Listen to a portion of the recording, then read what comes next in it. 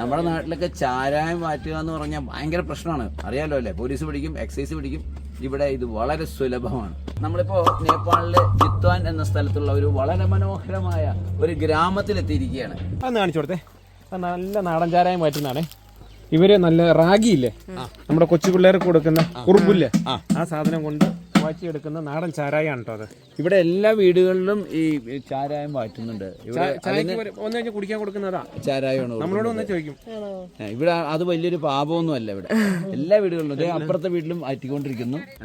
ഇത് ഒരു traditional village ആണ്, ഹിമാലയൻ താഴ്വരയാണ്. ഇവിടെ നിന്ന് പോയി കഴിഞ്ഞ് കഴിഞ്ഞാൽ നമ്മൾ ആ മല കടന്നു പിന്നെ ഹിമാലയൻ താഴ്വരയാണ്. ആ മല തണുപ്പ് കഴിഞ്ഞ് കഴിഞ്ഞാൽ അവിടെ ഐസ് ഉണ്ടാവും.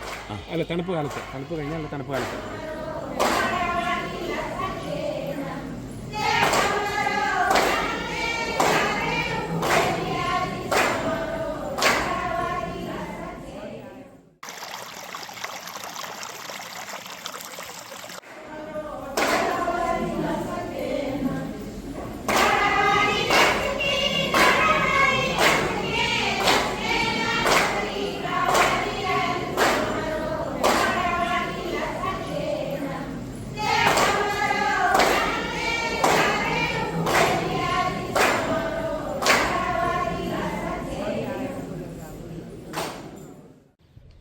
ഈ കാണുന്നതൊക്കെ തേനീച്ചക്കൂടുകളാണ് കേട്ടോ.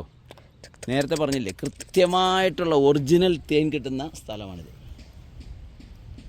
ഇവിടെ സിനി കലാകാരോ കലാകാർക്ക് ചോരി വരുമോ? Camera Joseph sir.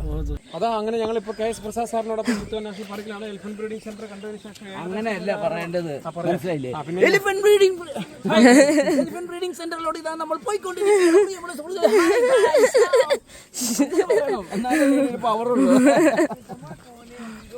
ഗായ്സ്, നമ്മൾ എത്തിയിരിക്കുന്നത് നേപ്പാൾ മലയാളിയായ ബോബി ചേട്ടന്റെ വീട്ടിലാണ്.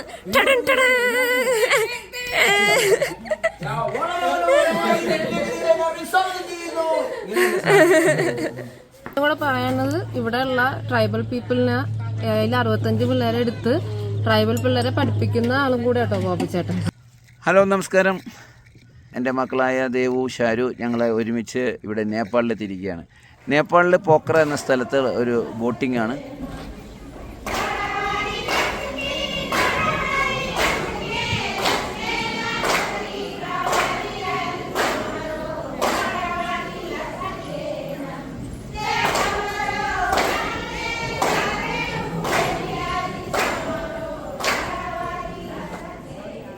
ഈ ബോട്ടിങ്ങിനെ കുറിച്ച് പറഞ്ഞാൽ മറ്റ് ഏത് സ്ഥലങ്ങളിലെ ബോട്ടിങ്ങിനേക്കാളും വളരെ ശാന്തസുന്ദരമായ ഒരു ബോട്ടിങ്ങാണിത്.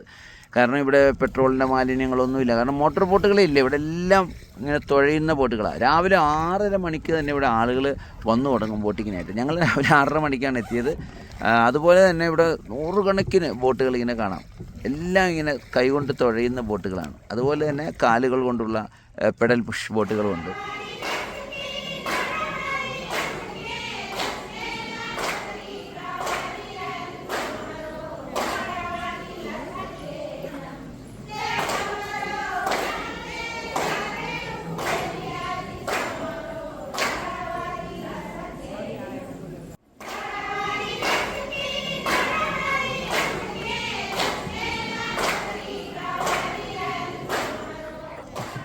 വൈകുന്നേരം ആകുമ്പോൾ ഈ ബോട്ടിങ്ങൊക്കെ കഴിഞ്ഞ് ആളുകൾ ഇങ്ങനെ തിരിച്ചു വന്നുകൊണ്ടിരിക്കും. അങ്ങനെ ഒരു വളരെ മനോഹരമായ ഒരു കാഴ്ച. അത് മാത്രമല്ല ചുറ്റും മലകളാണ്, അതെ കാണാം. അത് മഞ്ഞുമലകളും കാണാം നമുക്കിവിടെ. ആ മലകളിലേക്ക് അവിടെയുള്ള കെട്ടിടങ്ങൾ എന്ന് പറഞ്ഞാൽ മിക്കവാറുമൊക്കെ റിസോർട്ടുകളാണ്. ഹോം സ്റ്റേ ഉണ്ട്, ഒരുപാട് ഹോം സ്റ്റേയും റിസോർട്ടുകളൊക്കെ നിറഞ്ഞു നിൽക്കുന്ന ഒരു യാത്ര. അതൊക്കെ നമുക്ക് ഈ ബോട്ടിലിരുന്നുകൊണ്ട് കാണാം. രാവിലെ തന്നെ നമുക്ക് ഇവിടെ യാത്ര ചെയ്യുമ്പോൾ തന്നെ സൺറൈസ്, വളരെ മനോഹരമായ സൺറൈസൊക്കെ ഇവിടെ ഇരുന്നുകൊണ്ട് നമുക്ക് കാണാനും സാധിക്കും. ഇപ്പോൾ ഞങ്ങൾ ഈ ബോട്ടിങ് കഴിഞ്ഞിട്ട് ഞങ്ങളിപ്പോൾ ഏകദേശം 1 മണിക്കൂറിൻ്റെ ടൈമിംഗ് എടുത്തിരിക്കുന്നത്. സാധാരണ അരമണിക്കൂറിൻ്റെ ഉണ്ട്, പിന്നെ ലോക്കൽ തൊട്ടടുത്ത് തന്നെ പോയിട്ട് വരുന്ന ബോട്ടിംഗ് ഉണ്ട്, വില്ലേജുകളിലോട്ട് പോകുന്ന ബോട്ടിംഗ് ഉണ്ട്, പല ടൈപ്പുള്ളതാണ്.